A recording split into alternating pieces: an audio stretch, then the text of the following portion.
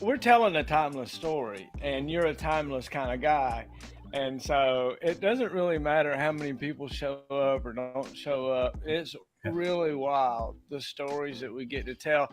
Got Isaac DeBomb playing in the background. It's a pretty good day, and I'm here with Command Sergeant Major retired James Ross. Golly, what a cool dude! And we're gonna tell some stories and hang out tonight. I'm so excited. We figured out our sound and stuff was good, so we just jumped right into it. For those folks that might be watching or whatever that might not know, this started when Sergeant Robert Maggot got sick, and I found out about it, and I called him up and I tried to record our conversation because his memory was going, and I thought to myself, how dare we lose these memories and not share them, because Maggot was a mentor of mine, just like you were a mentor of mine, and so many others that we were mentors to and mentored us. We would love to hear their story. And then, so I called Command Sergeant Major Adams. I called Craig Evans, First Sergeant retired, who was my first private, and I ended up doing. We've done over 150 interviews now with folks that were heroes of mine, obviously. And Craig, doggone it, like he won't even interview me. He will support and help, and I love you. Thanks, Kyle. I love you, man. But it's so neat. So I'm here with Sergeant Major retired James Ross, and such a wonderful, wonderful leader, and air assault. And I love it. I love it. I love it. Thank you so much for everything. You have enlightened eyes. I don't know if anybody's ever told you this before, but there are certain people that I've been around before that when I look into their eyes, I see something that is special, and you're one of those guys. Thanks for doing what you do. I know that it goes over your head. You're like, hey, well, I'm just doing what I do, and that's the right answer. But the reality of it is that certain leaders rise to the top. That it just happens. It just, you see it, you see it, and you were one of the ones that did it, man. And I applaud you. I salute you. I'm proud of you. You are a hero of mine. You weren't a hero. You weren't a leader that said you're bad and I hate you as you stepped on them up to the top. You built teams, and we were all part of those teams, and I was a proud member of it. So we're going to tell a story or two tonight and hang out for a while. I saw what are you drinking? I just got a little bourbon. It's what we do in North Alabama. There you go. Amen. So tell me a little bit about you. Where are you from? Battle Creek, Michigan. Home of Kellogg cereal. Oh, the home of cereal. That's right. Oh, wow. Yeah, I have an identical twin brother, John, and he's a director of marketing for Kellogg's, working right at the corporate headquarters in Battle Creek. So a lot of people don't know that, but I do have an identical twin brother. Oh my gosh. So let me ask this question. So you're an identical twin, and you are obviously successful, wonderful, amazing human being. Your brother had the same level of success? Yeah, he's done really well. The Army was not in his equation, but when I turned 18, I was ready to leave Battle Creek and go see the world. So, but he took a different path, and worked out good for both of us. So when you were a kid and you were twins, did you get dressed up every day and have to wear the same outfit and prance around together, or did y'all do something different? Now, when we were really, really little, we've got a few photos where they dressed us alike, but as we got older, we basically shared our clothes, so there was no way to dress alike. So. Oh, that's cool. So you prevented that by just deciding that you would share clothes. Just the way it worked out, but Yeah. Yeah, that sounds good. So, what was it like to have a twin? Did you guys, y'all have like a secret communication language and can you feel things? Do you have any of those sensations? No, we're really close, and we're actually very much alike with our personalities. But no ESP, or if he's sick, I don't wake up in the middle of the night and call him or any of that stuff. Oh, wow. That's so interesting. So, I nature, nurture, all those kinds of things. It's obvious that whatever happened, you guys made it through, and I love it. I love it. What? So his name was John. Is that right? Yeah, John. Yep. Oh, so John and James Ross. That's proper. That's like Yeah. proper. What kind of upbringing was? What was your dad like? What was your family like? My parents got divorced when we were, I think, two and a half. So really, we were raised by my mom, single mom. She was a music teacher, and two older sisters, and just kind of a typical upbringing, in Southwest Michigan. We were fairly poor, but it was one of those deals where you didn't really know you were poor. You never felt poor. I never went without meals or anything, but we didn't have a whole lot. Um, but we got a close knit family, and I think some of the hardships we endured were character building for all of us.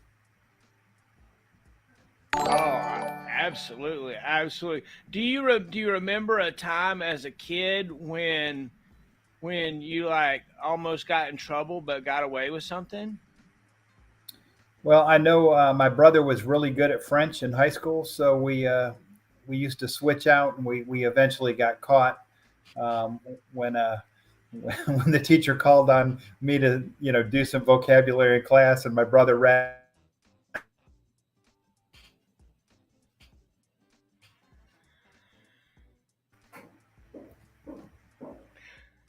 Oh no. Oh no, that's crazy, right? Right. So what was did something glitched out there? I didn't hear the end of that story. Did you find school to be easy? I was not a great student, probably a typical 2.0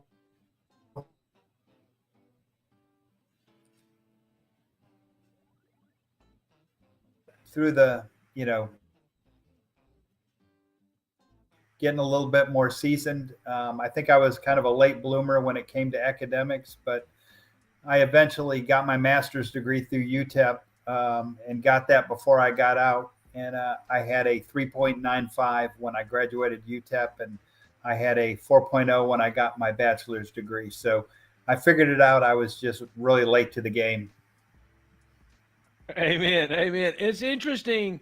It's interesting. The army really matured me up about what competition is what it was. Right. When I looked around and realized that there was 40 people here that kind of all wanted to be either the best or totally almost didn't care. I decided to be the best, and it was an easy kind of thing for me to really jump into. What made you join the army? I just I knew I wasn't quite ready for college, and I was looking for something that I could do. I didn't have a whole lot of financial resources, and I had a stepsister, and her husband was in the army, and he was always talking about his college benefits that he got for joining. So I ended up joining. It was I entered in September '85, but when I joined, I was going to join the U.S. Navy, and I was going to be a corpsman. And my dad was in the Korean War, and he was in the Navy. So I thought, okay, I'm going to join the Navy. And the day I was supposed to sign my contract, the Navy recruiter was late, and it was really bad weather. And the Army team invited me into the recruiting station on the Army side, and 30 minutes later, I was committed to the Army. So you can imagine how that changes your life. But I was this close to joining the Navy. Oh wow! Hey, The early bird gets the worm, right? If you're there, Johnny on the spot, sign them up, boys, sign them up. Yeah. So I mean, what did I signed up what? for 2 years. I was on a 2 year enlistment, and I was going to get about 18,000 for college, and that was my plan all along. And ended up going off to Germany. I was a combat engineer when I first joined, and that's how I spent my first 5 years in the Army. And I really liked the Army, but I didn't love being a combat engineer. And so I was a young sergeant, and they had a program where they called it the Bear program, where you could get a little bonus. And I went into Patriot missiles, not knowing anything about Patriot missiles. It became a 16 Tango. Oh wow! So you were originally a combat engineer. Tell me about being a combat engineer, because I know what being a tango is about. So let's explore being a combat engineer. What's that all about? Well, I was in Germany, so our whole mission was focused on the Fulda Gap and the defense of the Fulda Gap in case the Russians cross the border. So a lot of our training was in preparation of our wartime mission, and it was pretty thankless. We'd be up all night in the training areas. Excuse me. And we'd be up all night doing wire obstacles or laying minefields, really hard work, or dealing with concertina wire and triple strand and the whole 9 yards. And we'd do it all night long. And then we would link up with like an infantry or an armored task force, and they've been sleeping all night, and they would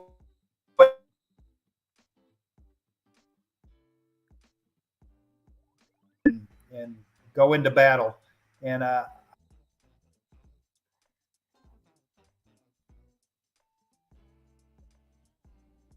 which was all the time.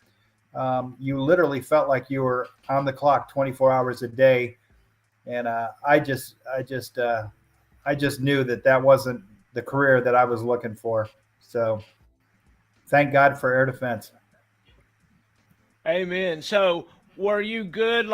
So you were a sergeant in the engineers. What was it like becoming a sergeant and looking around and being responsible for other soldiers? Did that go well with you? Yeah, I think the highest position I got as an engineer was an assistant squad leader. So really, I was looking to my squad leader, who was a lot more seasoned than I was, and really just I was always eager to learn. And I realized, one of my observations when I first joined the Army was it seemed like all the leaders, and I'm talking like platoon level, like platoon sergeant on down, but all of the leaders, they were in those positions because they had been in the Army for quite a while. And it didn't seem to me like the cream was rising back in my early days. It just seemed like, this guy's been in the Army 15 years and he's a, sergeant, or he's a staff sergeant. And, and they weren't bringing a whole lot of leadership, at least early in my career. It was more, I've been in for a long time, so you got to do what I say. But not a lot of inspiration. I used to tell the story about my squad leader. My first squad leader used to grab his collar and he says, "I staff sergeant, I in charge." And I wrote an article about it. If that's what you got to do, if that's how you're exercising your influence by grabbing your collar and shoving it in your private's face, I don't know. You might think about it next time. And yeah, so you took the Bear program, and I'm familiar with that. And you got a little Mm-hmm. cash, and Little bonus. you reenlisted. Yeah, Teddy Knight did the same thing, right? Teddy Okay. Knight came over. He was 11 Bravo, and he became a 16 Romeo, and so you became a 16 Tango. What year was this?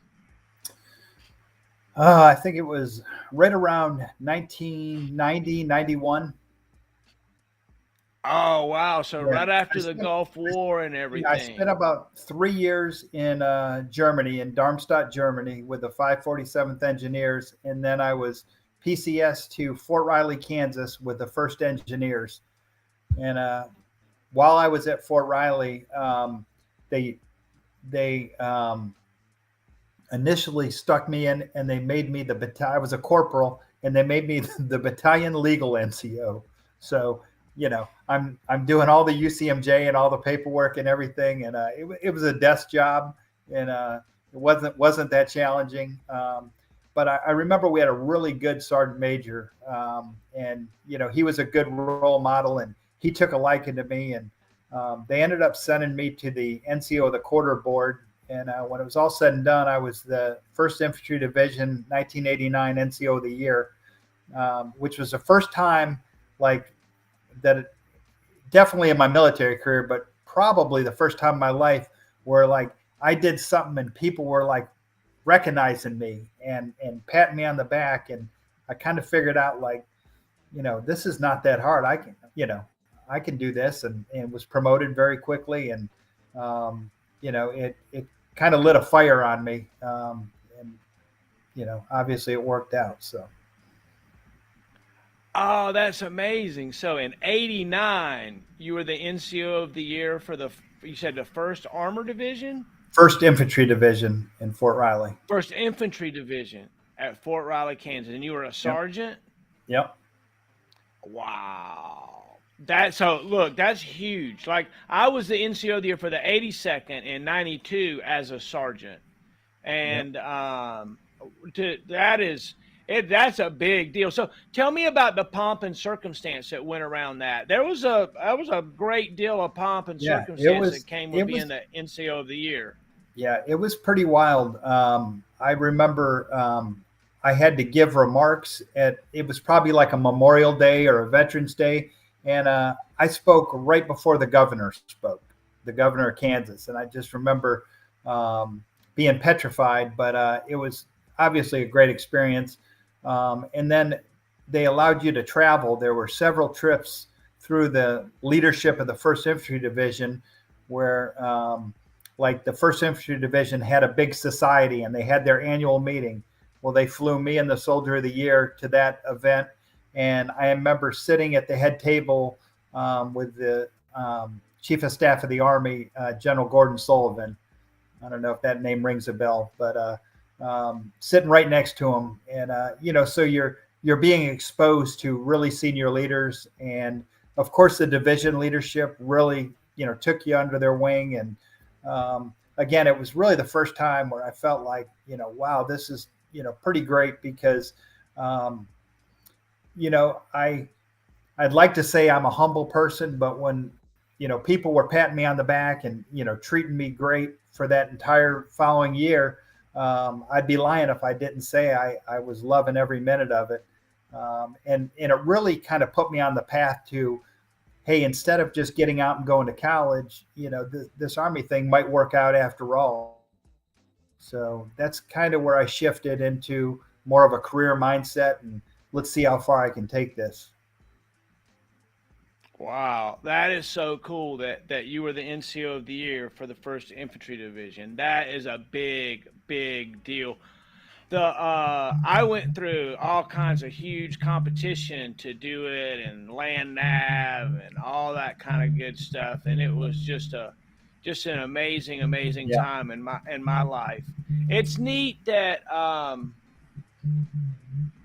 but I guess you were an engineer at that time, right? You were an engineer. For me to win it as an air defender in the 82nd was a big deal, and I'm sure being an engineer still is a big deal. God, as a sergeant, you won that. That's huge. Yeah, it was pretty fantastic. And years later, I actually went through the Audie Murphy and I went through the Sergeant Morales process and was selected for both. And, during that whole journey of becoming the NCO of the Year, it was predominantly boards. And for whatever reason, I had a really good memory. And obviously, I had a good enough presentation. And I got real good at boards. And really, that was, one of the ways that they could identify you for, stuff like Sergeant Audie Murphy or NCO of the Year or Morales and all the things that go along with that, because then you also have that expectation of, you are not a follower, you are somebody that people are looking to, and you got to own that. And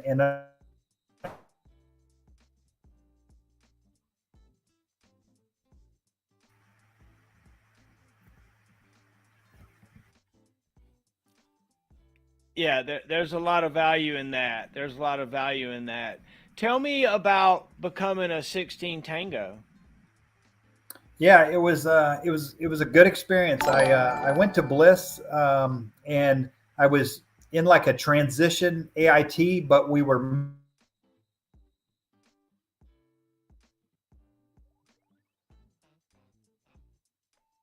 more like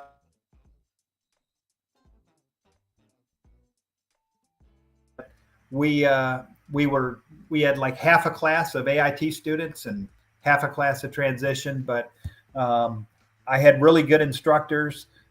They treated us like adults. There wasn't a whole lot of drama, the occasional Class A inspection or whatnot, but we were living for the most part. I think you could live in the barracks, but most of us went out and a couple of us shared an apartment and had our own thing going on, and we would go to class every day and physical fitness training and all that. And at the end of the day, we could just go off and just like any other soldier at Fort Bliss that wasn't in a training status. So it really wasn't that bad. And I learned a lot. I will tell you,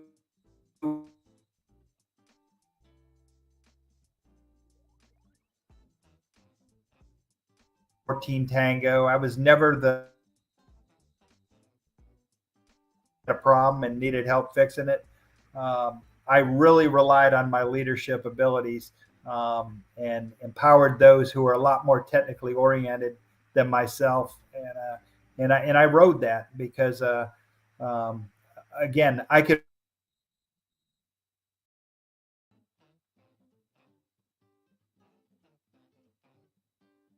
you know, I think my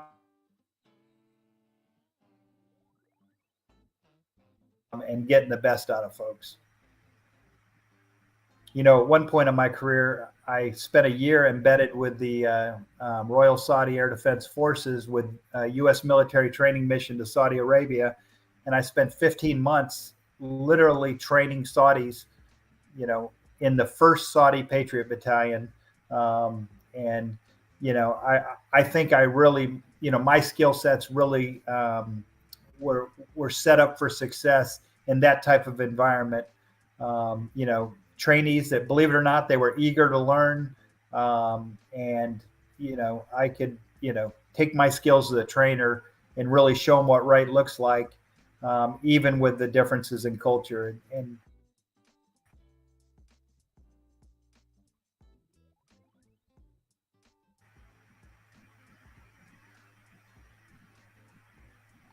So don't you find when you're training folks from other nationalities, when you get to that individual soldier level, how easy it is to make a connection with another human being?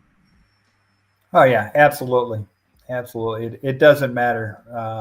The folks I was dealing with were a lot like the soldiers in the U.S. Army. They weren't officers, so they didn't come from the higher families, and but they were looking to have a career and they wanted to be successful and they were eager to learn. So when you have that, it's not as difficult to train them. Amen. Amen. Amen. So what you talked about being a 16 Tango and leveraging your leadership skills versus your wrench turning skills. Uh, yeah, I agree, Brett. We're having some connections issues. There's been times, Sergeant Major, you kind of gone in and out. Just so you know, I don't know what's happening, but I think we're back on a great connection right now. Um, Okay. yeah, absolutely. What is it? What is it that you're? What? Tell me about your personal life during this time. What was going on? In young Sergeant and Private Ross's time. What was happening during these years, personally?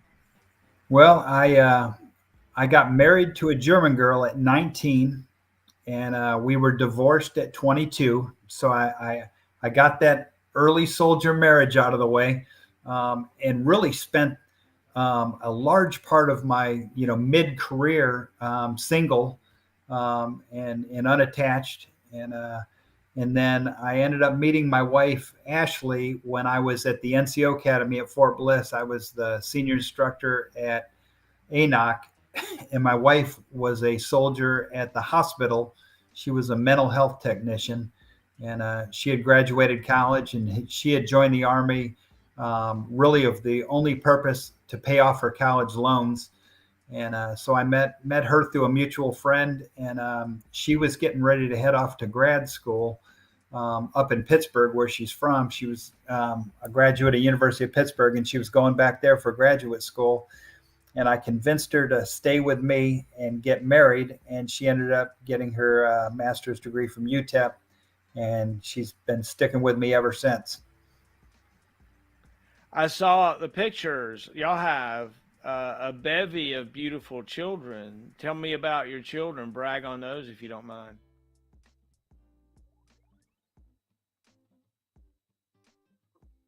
And we just moved her in yesterday. And she's just starting her sophomore year. And she had a busy summer. She worked on a movie in Alaska with my sister, who's in the movie industry business. And then she spent 3 weeks in Scotland and London. So she's been traveling all summer, but she's ready to go. And she's a theater and art major. And my son, Jack, is a junior in high school. And it's one of the largest high schools in the state of Alabama. And he's on the varsity basketball team as a junior. So that's, something that I'm extremely proud of. And he's worked really hard. And we're excited to see him play varsity basketball this year. The varsity team almost won the state championship last year. They lost by a point in the state finals. So it's a really elite program, and he's done really well. And he's a good student and a great kid.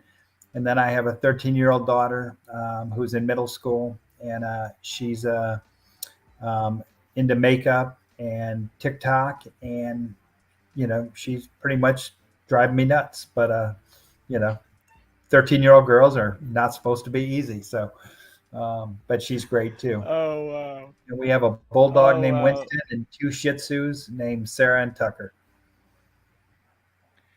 Why do I just see you with a bulldog named Winston? I picture you with a bulldog named Winston. Yeah.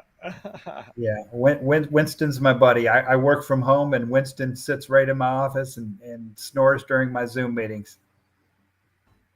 Oh, I love it. Absolutely love it. That is great. That is great. What is it that you liked about being in the Army? Were there things in the Army that you were like, yeah, I like doing that? Yeah, that's a great question. Well, one, I felt like I had it figured out fairly young, and I liked being successful, and I liked being in a career where I felt like not only could I be successful, but there was opportunity to continue to advance. I think that was important to me. And then there's just that brotherhood and sisterhood that you get from serving a higher cause, and it's a career you can be proud of, and very few people across the nation are willing to raise their hand and step up and serve. So I think that appealed to me. Amen. Amen. Hey, you led a wonderful legacy, and all the way to the top, of your career path. Tell me about, one of your first big like wins or big times where you were like, yeah, like maybe after that NCO of the year, maybe later as a senior NCO. Um, I had so many unique experiences, both good and bad, and some of the bad ones will shape you too. If you hear some noise, that's my bulldog playing with a bone. He decided to come in here and join the meeting today. I think a lot of success is watching the folks that you're responsible for be successful and grow. and I took a lot of pride in that. Um, one of the things that I can tell you that is probably one of my proudest accomplishments. I went back and it was something that was happening towards the end of my career, but I was a battalion command sergeant major for 2 battalions before I moved on to the brigade level. And let's see, I can give you a list, but I've got like 10 first sergeants that worked for me as a battalion CSM that all made E9. And that is to this day one of the proudest accomplishments. And I can name some. Do you have a list? Yeah, I Yeah, think name them. Name them. some. So McCrae, McNish, Holmes, Porter, Janice, Jacobitz, Adams, Brett Smith, Signal, Steve Bram, Signal, Butch Walker, and Wilfredo Suarez. So all of those individuals served as a first sergeant during some tough years, back in the 31st Brigade and a little bit in the Space Battalion. And, to see those folks go on and make E9, and a lot of those folks made CSM, and many of those folks, have moved on to numerous CSM positions. So, so that's something that obviously I look back with a lot of pride. Amen. Amen. Who were your mentors? Who was it that took you under their wing? And, you talked about that first sergeant major when you got to the 1st Infantry Division. Tell me who else. Jordan, way back in the day, he was the post sergeant major at Bliss, but he was my brigade sergeant major before that. And I was on staff duty the day he got notified that he was selected to go up and be the post sergeant major at Bliss. And it just so turned out, I'm a golfer. I've been a lifelong golfer, and he was a golfer. And we actually got to know each other when I was a staff sergeant, and later promoted to sergeant first class in the 31st Brigade when I was at 443 ADA at Fort Hood. So he was a great mentor. And through him, he helped me meet Mark Avery, Wilbur Adams, other great leaders. And I think he helped maybe establish me and maybe my reputation a little bit. And then, Steve Rogers, huge mentor. Charles Williams, when I was an ops sergeant major coming out of the academy, they assigned me or they gave us a wish list, and I put down 1st Cavalry Division, even though SHORAD didn't have operations sergeant majors.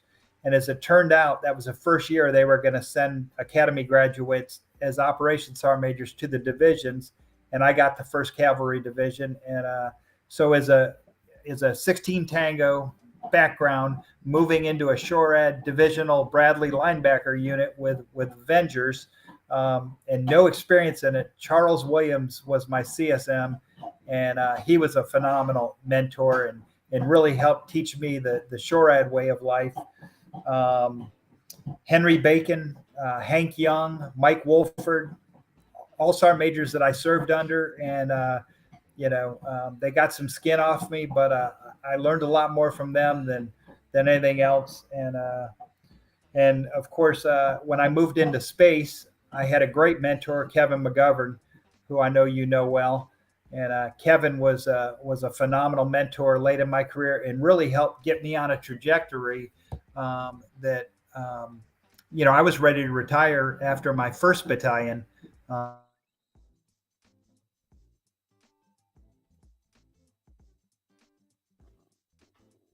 Having a great time as a battalion CSM in a Patriot unit. And I had talked to my wife. We were getting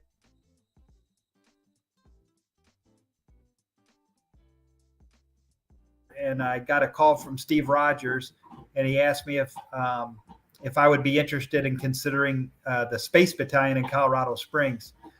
And I didn't know anything about a Space Battalion in Colorado Springs. But I talked to my wife, and she said, Colorado Springs sounds pretty cool. We'll figure the rest out. And as it turned out, they selected me for it. And I immediately fell under the guidance of my brigade command sergeant major, Kevin McGovern. And to this day, one of the best friends I've got, and one of the greatest mentors and greatest leaders I ever served with. And you know, you know,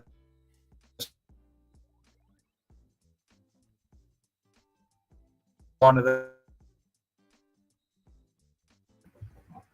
Hey, leaders make a difference. It's very obvious. Kevin McGovern made a difference in my career in two major places, but he and I were never close friends. He was my boss, but I didn't get the friendship part necessarily. yeah, I wish and I hope that we can get more of that. I will tell you that uh, I looked up to him. He was my 2-0 alpha when I was at yeah, JRTC, yeah. and He he always had a that's a shield up, big place.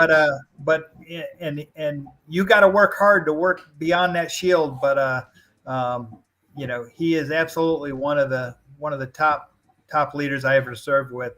And then I also had guys like Richard Clem and Joe Pritchard. We all came up together, and I really looked at those guys because they were highly successful and really high performers, and they made me better trying to make sure that I was keeping up with them because those were the type of individuals that you wanted to be like, and they would make you better, or they'd roll over you. And I think that having peers like that was also a great benefit. Oh my gosh, the names that you're calling off just bring chill bumps, right? It's Yeah. just so neat to think about the personalities that you're talking about and the hours that we all spent, together in some way, shape, or form. Whether it was just walking by on the hallway and seeing their pictures on on the command board, or preparing to go to some meeting together, and how many QTBs did we all walk Mhm. in together going, oh my gosh, what's going to happen now, Yeah. and all those first sergeants that you named that that that became sergeant major. But how about how many million that didn't, that stayed right there at first sergeant and served honorably and did a great job? And it is just so awesome to think of all the soldiers that you've touched over your time. Do you remember like a superstar soldier that you have? Do you remember like one that was like, maybe late in your career? He maybe wasn't your soldier, but somebody that came up and was a superstar? Yeah, I remember watching guys like Tom Egan and Dave Payline and Heather Smith. But probably I can take when I was a staff sergeant, there was a private that came in and I got to know, and his name was Chad McNish. And we ended up being really, really great friends.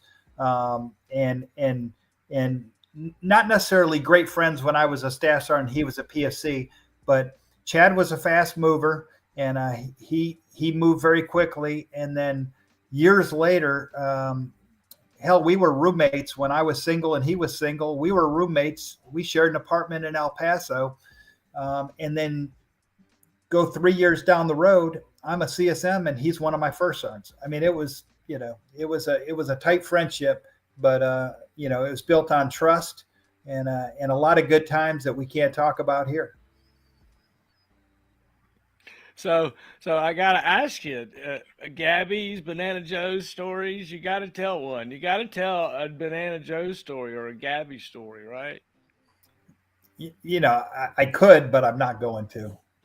It's Oh my my grandkids might gosh. be watching this, but I was I Oh, was not immune to having a good time and enjoying my off time, and generally kept my nose clean. Stayed off the blotter, and never got arrested. amen. Didn't always make great decisions, but you learn from it. And one of the things I used to like to laugh about is senior NCOs are the world's biggest hypocrites because we will rip Joe's ass up, down, and all around about the same crap that we used to do when we were their age. and not blink and not feel bad about it. And you know, let's face it, that's a reality. You're right. We were such hypocrites. But we were also the same generation that would stand outside, refuse to put our hands in our pockets, and tell the privates to stop shivering. It's not cold. It's crazy the Yeah. time that we spent. Oh yeah. Oh my gosh. Did you have any? Did you have any quirks? Did you have anything you was known for? Did the soldiers make do impressions of you or anything like that? If they did, I don't remember it. I know early, like as a battalion CSM and even as a first sergeant, we used to have some fun at soldiers' expenses during promotion boards, and you know, I think as I got older, I kind of started moving away from it. But there was many years where promotion boards were as entertaining for the first sergeants as it was for. Actually, it was a lot more entertaining for us than it was for those coming to the board. But if we were giving somebody a hard time and having a laugh at their expense, the one thing I will tell you though is we made sure to take care of them when it came to the board. But I have had a lot of soldiers come back to me and say, God, I remember, my sergeant promotion board and you did this. And, I was petrified, and we're having a good time at their expense. But the end result, I would never, have a good time at a soldier's expense and then, flunk them out of the board or whatever. So, we were pretty smart about how we did it. But, we definitely probably weren't the, highest level of maturity that maybe I aspired to later in my career. So. So it's interesting the power that you have as a battalion Yeah. CSM, and you suddenly realize it. It's like, well, and then somebody's egging you on, and who's. I don't want to say it like Well, this. I don't want to say but you have a good idea before everything starts. Who's prepared for promotion and who's not prepared for promotion, and before they even walk in, you're like, don't mess around with this guy. He'll lose his mind. yeah. Or we're going to Yeah. get this guy good, right? Hey, look, I was present one time when for some reason the sergeant major checked the guy's ID tag, right? And on the religion line it had water skier, and he kicked the guy out of the board.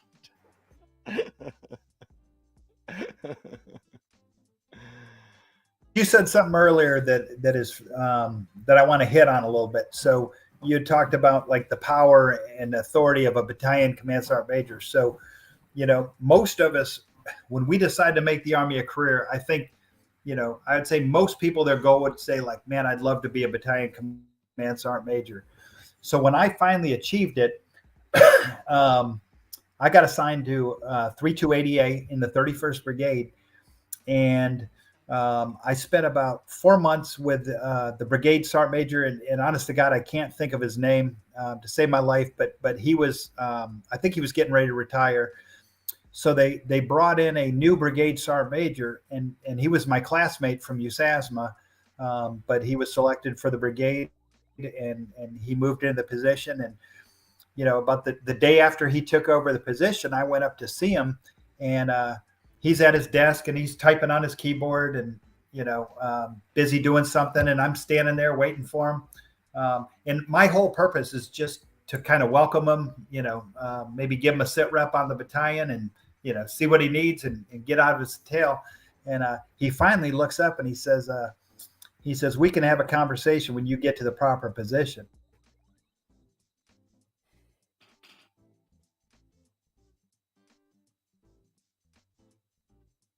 I said, and I looked down, I looked at my rank. I said,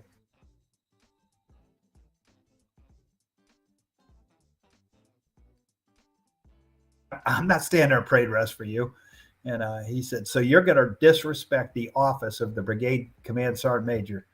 And I said, well, I've never really heard it referred to as the office of the brigade command sergeant major. And I will show you nothing but respect, but I'm not standing there parade rest for you. And he said, well, Sergeant Major, I guess I'm going to have to fire you. And I said, well, Sergeant Major, let's get something straight. I said, you can't fire me because I don't work for you. But if you feel this strongly about it, we can go see your boss right across the hall. We can get this settled right now. And so let's just say our relationship didn't get off on a great foot. And it was a challenge. And it was a challenge. And that is as tame as a story as I can tell you, because it was one of those things that I kept telling myself, I spent my whole career to become a battalion command sergeant major, and I got to deal with this, really awful leadership. And it was very taxing. But thank God Steve Rogers called and threw me a lifeline and sent me off to Colorado and got me involved in the space business, which obviously was put me on a different trajectory that never would have happened without Steve Rogers. I think possibly safe to say he probably identified some friction and thought, there might be some gas left in Ross's tank. Let me see if I can get him in a different environment. And thank God he did. So, isn't it interesting as a leader? Like you're talking about taking care of a soldier at a battalion CSM level. That's actually kind of easy to do in a way, compared to finding the soldiers that are in the weeds that you need your help. Right? Do you remember a time where you had to go get a soldier out of jail or in the hospital or take care of somebody? And yeah, I got a great story for you. So we had I was a battalion command sergeant major, and we had a soldier that was a transition soldier who was in AIT, but he was already assigned to our unit, and he was a sergeant. And he went out, got drunk. I think he ended up in his neighbor's place on post. I believe he might have urinated on the neighbor's wall while he was inebriated. And let's just say he got an ARCA 15 while in AIT, but on our books. So my boss and I are taking the heat for it, even though we had never met this individual. So he comes to us, former sergeant, SHORAD background, combat background, but he comes to us and he's an E4. He's been busted down in rank. But we don't even send him to an air defense unit. We send him to the S4. And, it's kind of one of those deals where you just go work in the S4. We don't want to see you. We don't, you're basically, you don't take your top performers and put them in the S4 if they're an air defender. And I think you understand what I'm talking about. So over the next year and a half, we'd go to the field and we've got different training events going on. And I'm always watching soldiers. And this E4 who had now quit drinking and learned from his mistake, but he was the hardest working son of a gun in the entire battalion. He knew how to do all the field craft. He knew how to fix anything. And he was just, instead of like being upset that he was put out to pasture in the S4, he was bringing chicken to the picnic every time we did something. And I was like, this guy is really impressing me. And I think he's got potential, even though that terrible start to his, joining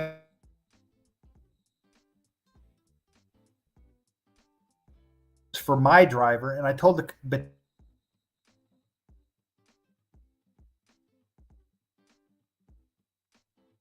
commander fought me tooth and nail. And I said, listen, if it doesn't work out, you can say, I told you so. I'll take that. But I'm telling you, it's my decision. It's my driver. And this is who I'm picking. So he comes up to the command group. And within about 6 months, the battalion commander is like, this is the best damn soldier in the entire, battalion. He's, on the spot. He's early on everything. He's on his job. And as it turned out, the battalion commander, who wasn't the most forgiving individual in town, ended up loving this young soldier. And the soldier is a graduate of the United States Army Sergeant Major Academy now and is retired. And I'll just leave it at that. But I don't want to put his name out there because I don't want to put his baggage from his early days. But I mean, it was like, and he and I found each other at different phases of my career over the years. So I watched him go from E4, E6, E7, E8, first sergeant, sergeant major's academy. It was just amazing watching it. And again, that's one of the things that I'm really proud of, that I could see beyond, on the other side of the wall. I could see the blind spot and recognize the potential and understand that people aren't perfect. And just because somebody's made a bad mistake doesn't mean, they're not salvageable. They're humans, they're people. So, Amen. Amen. sorry if Tell that was me a long story. about the. No, that's awesome. Tell me about the officer corps. How's the officer corps affected you, and what wonderful officers we have, right, in our air defense branch Yeah. for sure. Yeah, well, I mean, I was at the Space and Missile Defense Command, or Space and Missile Defense Conference Symposium last week in Huntsville, or 2 weeks ago in Huntsville, and we've got two generals bouncing around that I knew as lieutenants, and they're both 2 stars, and they're both running double AMDCs. So,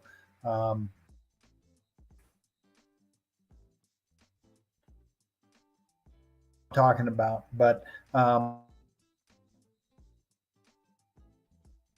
at the Space Battalion, and he was a former 160th Special Ops Black Hawk pilot, former Ranger Special Forces, became a space officer, and he was one of the most brilliant leaders I ever served with.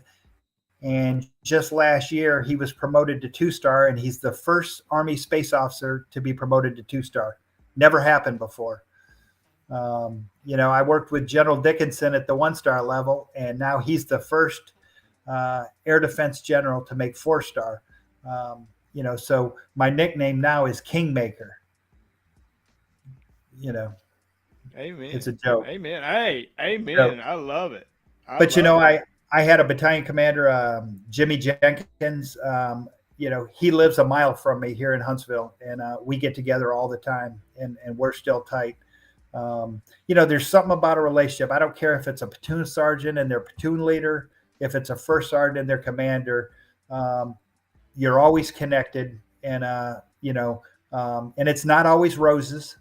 Sometimes you have some struggles, but I've been very fortunate, and I've had a lot of commanders at different levels over the years, and I could probably tell you on the ones that I may have struggled with, you know, 2 or 3. Um, Other than that, and we're probably talking 30 officers over the years. So, we've got some good ones, both in the air defense branch, and there were some great ones in the space field too. So they say there's no, atheist in the foxhole. Tell me a little bit about your spirituality. What is it that kept you going on the dark nights and when you have to do notifications and realizations that your soldiers have been injured or passed away? Is there something that keeps you on track? Yeah, I mean, I think I'm just your standard Protestant, Christian, believer in Jesus Christ. But it helps to have faith to ground yourself, and it helps me. I believe it was Kevin McGovern used to say, faith, family was the first 2 things you'd see even on like his coin. And I think those 2 things are what grounded me as a leader. And obviously, I've spent 7 years of my career in the Middle East, and some of it in Iraq, some of it in Afghanistan, and I was at Kobar Towers when the bomb hit back in the mid '90s, and so I've seen really challenging times where real heroes are not going home to their families, and what keeps you going really is going to be your faith, your family, and your fellow soldiers.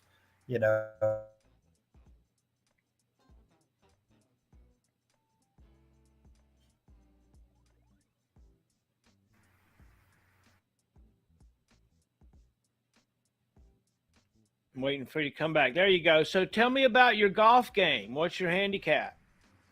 The lowest I got down was about a 3, and I think right now it's between a 7 or 8. So a lot of it comes with how much free time I have. So I've been in a busy stretch. There's been a lot going on both with work and family. So we've had a busy summer, but I like to play. It's probably the one thing I do that's really just for me.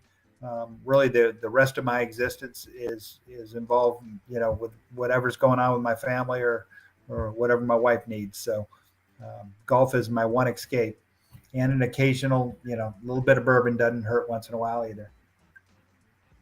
Amen. So tell me about your golf gear. What clubs do you use? Tell me about that.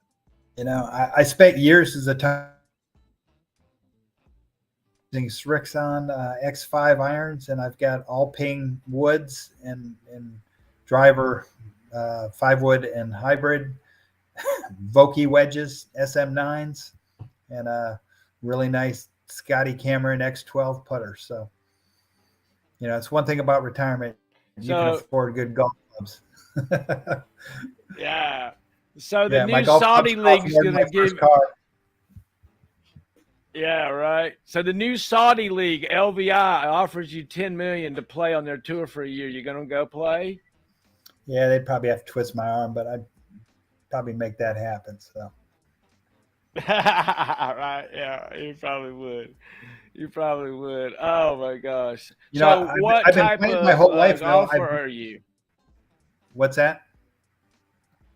So are you a high fade? Are you a draw kind of guy? What's your shot shape? Yeah, definitely a draw, and I can't hit a fade to save my life unless it's a mistake. And one claim to fame: I've never had a hole in one. All these years of golfing, been close, never had a hole in one. Oh, wow. You'll get there. Yeah, you'll get there. Trying. The golf is a great game. You can play golf your whole life. It's a really, when really I was retiring, and you're trying to figure out what you want to do when you retire from the military, like what do you want for your career?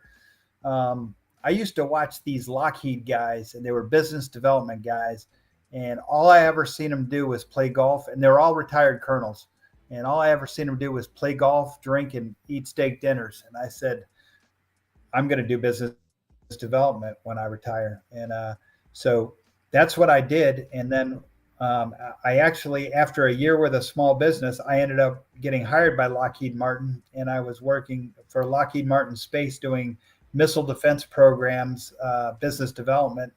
And then eventually I moved over to the international team where I was working with my old battalion commander from Iraq, Todd Morrow, and we were on the Middle East North Africa team selling missile defense to the Saudis. But the one thing I learned about business development was the steak dinners and the golf is literally 1% of what you do. And the 99% is really hard. And you've got to learn the process, and you've got to figure out a way to go out there and make money for your company. And but I got sick of spending 2-3 weeks a month in Riyadh with Lockheed. So after about 5.5 years with Lockheed, I moved over to a company called ForcePoint, and it's formerly Raytheon Cyber Solutions. So now I work from home. I travel when I want to. I make more money, and I sell cyber software from home. So my quality of life is way up here, and my stress is way down low. So it's worked out well. Amen. Amen. Well, good for you. Good for you, right? It's awesome to have options, right? Our government job and our pension and the years that we put in allow us to do other things and live certain lifestyles once we've gotten out. If you had to go back right now and put on a uniform and stand in a formation, where are you going and what unit is it going to be? Oh, wow. 75th Rangers. I mean, if I got to put the uniform back, okay. I'll do it big, and they'd get a kick out of me because Badass. I never jumped out of an airplane, but you know. But it's like Ralph Borja, he got inducted. He was my sergeant major when I was in the Space Brigade or Space Battalion at SMDC, and he just got inducted about a year and a half ago into the Ranger Hall of Fame, and he's a multiple Purple Heart.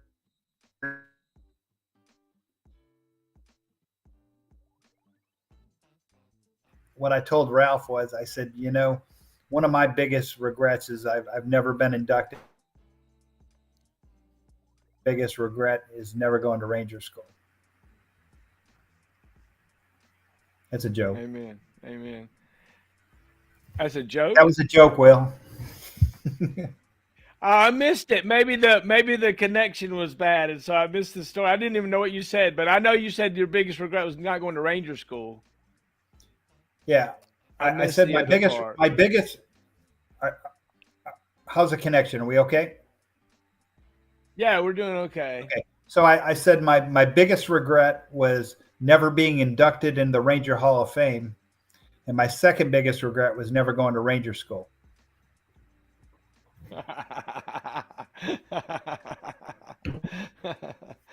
Oh, you're bold, man. You're so funny. I was telling somebody about how much fun we had hanging out together in Tuscaloosa not long ago. That was so much fun. Oh my gosh, it was a blast. Epic. Epic. Yeah. Yeah. So, all right. So you're going back in the 75th, and are you going to go to Ranger School if they let you?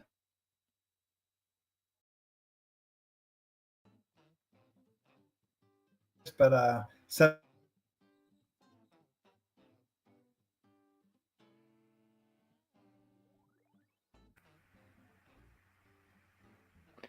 Oh my gosh, I missed your whole answer. I saw you were talking, but I didn't hear anything. Yeah, I don't know what's going on with the signal, and I apologize. But I've had both my knees replaced, so I think my Ranger days are. Oh wow, both.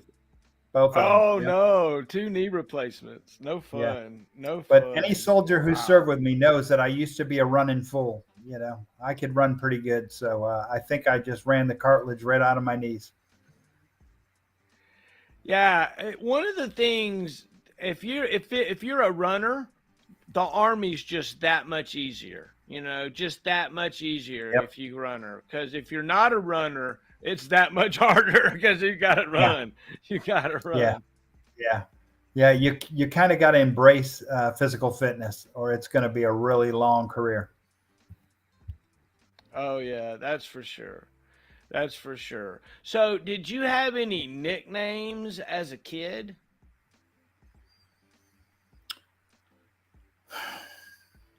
Not that I remember.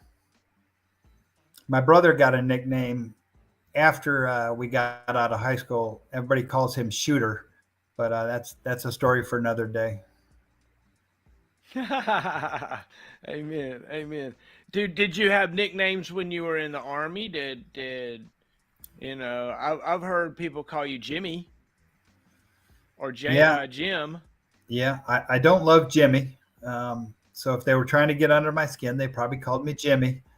And if I had any other nicknames, I don't know what they are.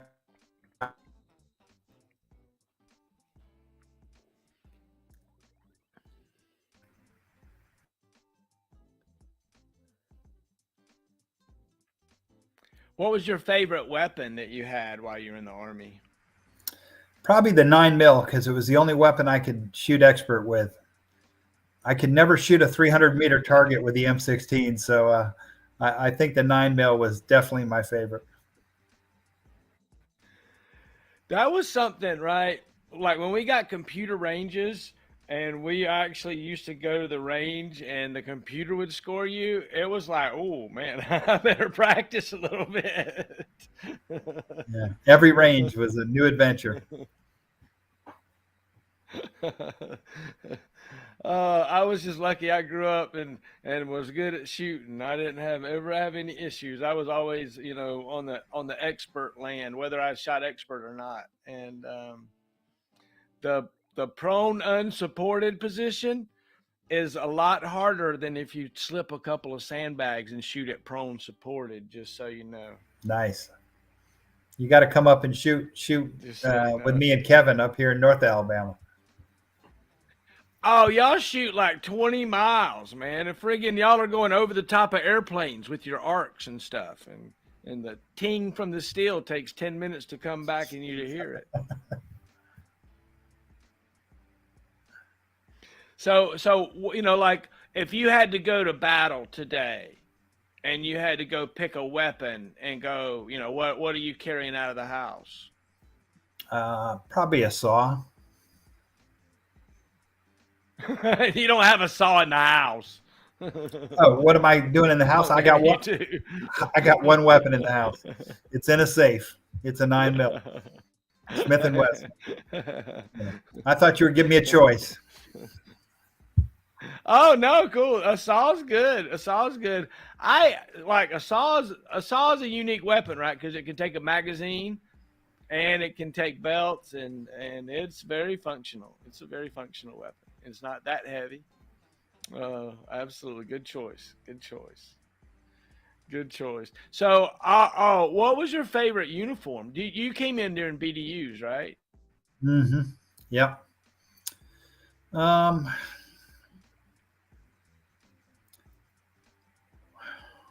Probably the Desert Storm Deserts. I probably like those the best.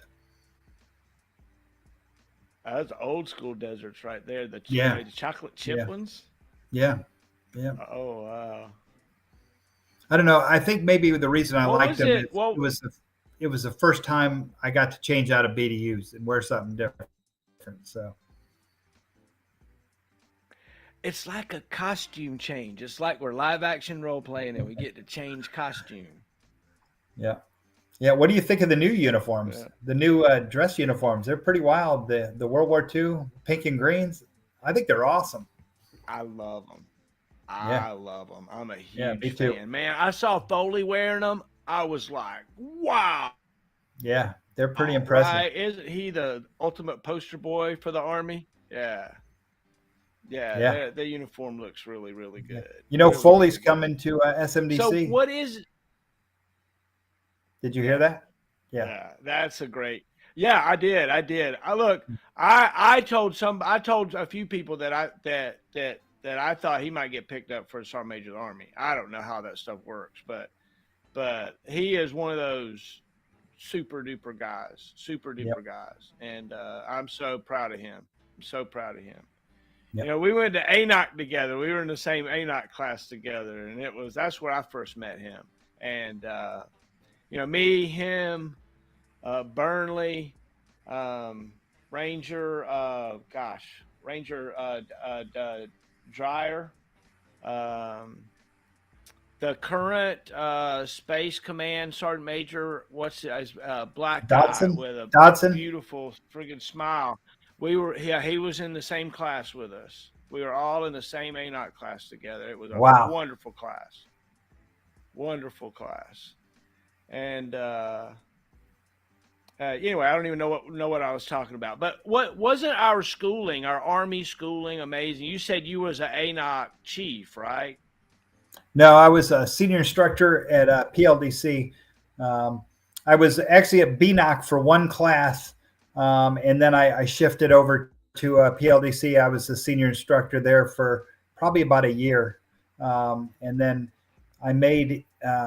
I got selected for E8 Master Sergeant, and obviously I wanted to be a first sergeant, so they were going to send me to 35th ADA Brigade, and I went down. I met the CSM at the 35th, and he told me he was putting me in the S3 shop, and I could work there for a year, and then he'd give me a first sergeant position.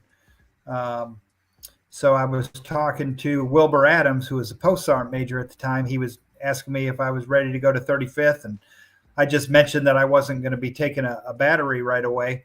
And he said, well, give me a day. I got to work on something. And the next day he called me and said, you're not going to work on somebody's staff. You're going to 3-2 ADA, and you're going to be the first sergeant and go see Sergeant Major Wolford. And again, sometimes things like that happen to you, and they really can help change your whole trajectory. But Hey, that's for sure. that was That's pretty for cool, and sure. I will always appreciate Sergeant Major Adams doing that for me. Hey, look, so many amazing, blessed people that we were around throughout our whole career, and to this day, it's amazing to me how small the air defense community is, and it seems it's getting closer and closer to Huntsville every day, Yeah. and bigger in that area, and it is it's a neat thing to be part of a branch in the army that is defensive, right? We can do what we do and fire our weapons and be the good guys, right? Yeah. It's possible that we punch off and Mhm. protect. And so that's a neat proposition. So it's exciting to see our new capabilities come into play and to see what's happening all around us. I do not pray for war at all. It makes me think of some of those hardest days, like when I found out Blankenbeckler, Mhm. DeVore, and some of the other folks that we lost to war. Tell me about your longest day. Tell me about one of those days that was really tough for you. Yeah, it was Easter Sunday, 2004, and I was over in Iraq, and I was out on patrol with a group, with 4580A, and we were out on MSR Tampa, and I won't go into the whole details, but we ended up getting ambushed. We got into a pretty significant firefight. We had an Apache come in to provide support to us. Was shot down about 100 meters from our position. Lost two pilots right in front of us, and literally ended up in an ongoing fight for like the next 12 hours. And it was definitely my longest day, and 100% adrenaline, um, scared to death, but um, it's what you train for, but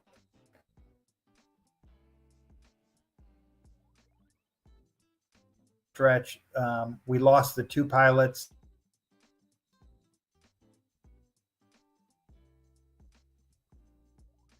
Convoy, and we got them with our folks, helped them get turned around and get them out of a kill zone. And it was just one of those days where we could not stay out of fire. It was when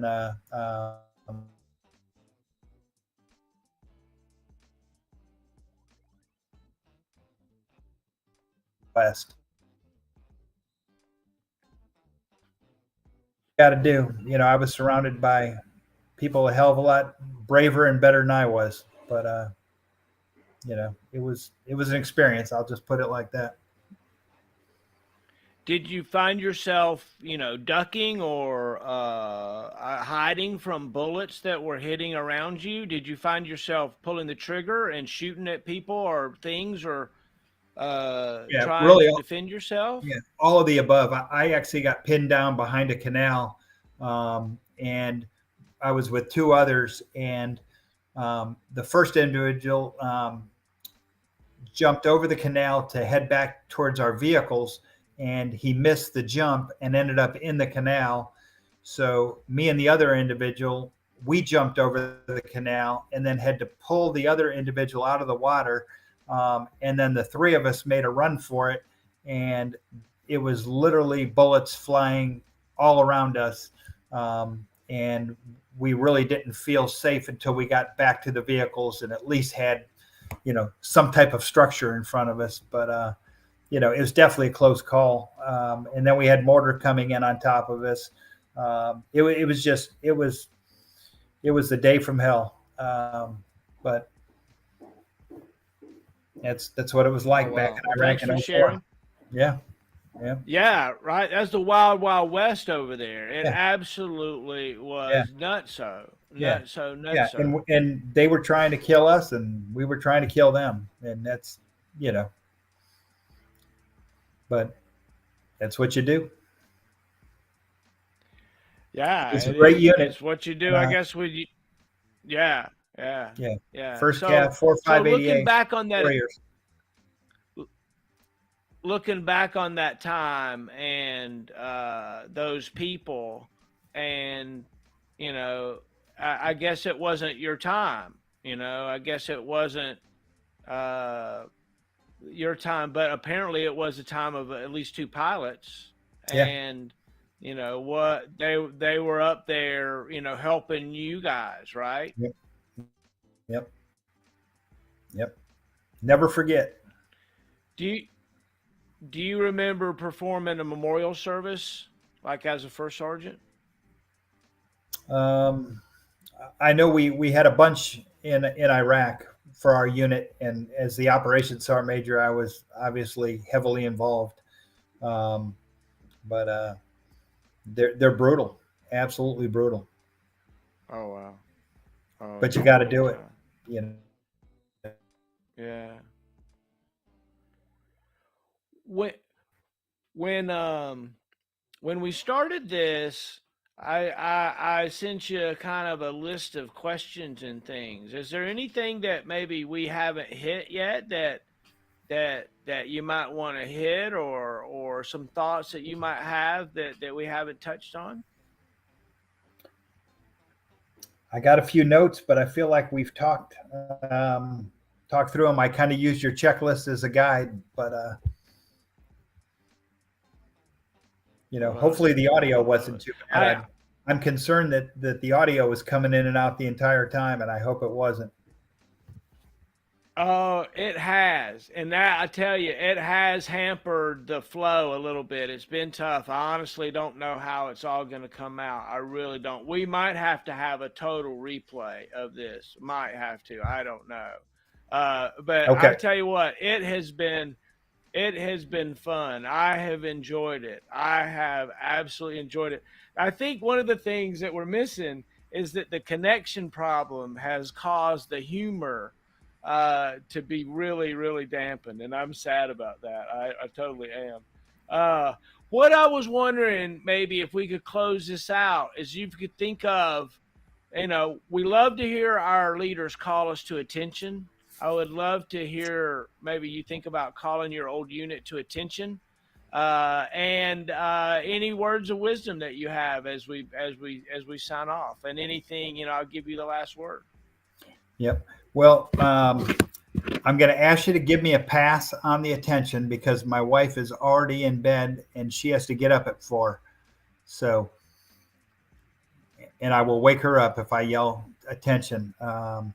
But as far as words of wisdom, one, I just want to say thank you for doing this. This is such a neat treat for all of us within the community to connect with folks that we've served with, and you've done a phenomenal job putting this together. And to all the leaders that are currently serving in the force that might possibly watch this, if I could leave you with some thoughts, is focus on being a good communicator. Um,